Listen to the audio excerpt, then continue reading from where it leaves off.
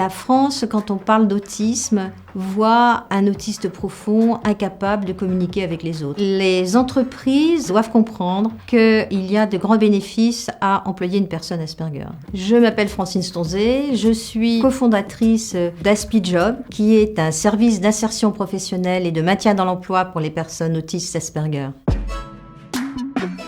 Il y a en France environ 700 000 personnes autistes, dont 45% de personnes Asperger.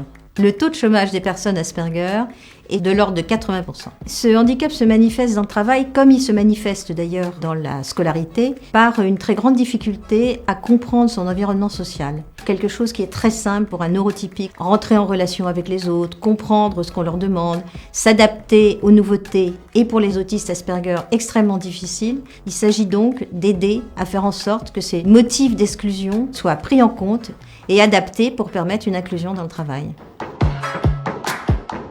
Notre méthode, elle consiste à aider la personne à construire un projet professionnel et donc de les amener à comprendre leurs compétences, à les mettre en valeur, comprendre les relations sociales dans l'entreprise, à se présenter dans un entretien. Nous défendons l'idée que les personnes doivent parler de leur handicap lors de l'entretien d'embauche. Le savoir change le regard. À partir du moment où le collectif de travail sait pourquoi la personne est différente, évidemment, il est tout à fait capable de s'adapter à cette différence.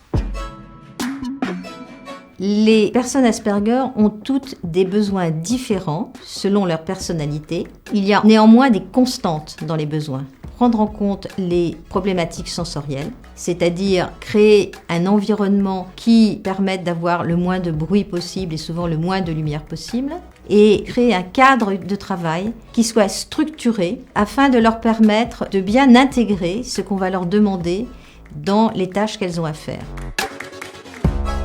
Je pense qu'on va vers un monde où les individus vont être de plus en plus différents. Pour la société et pour les entreprises en particulier, inclure des personnes Asperger, c'est répondre à un besoin de plus de solidarité, de plus de compréhension de la différence. Ce sont des personnes qui sont connues pour leur fiabilité, pour leur sens de la logique, pour leur créativité. Il faut que les jeunes générations apprennent à vivre et à étudier à côté des personnes différentes. Une fois que cela sera acquis, je ne vois pas pourquoi, dans le reste de la communauté professionnelle, on aurait un regard différent.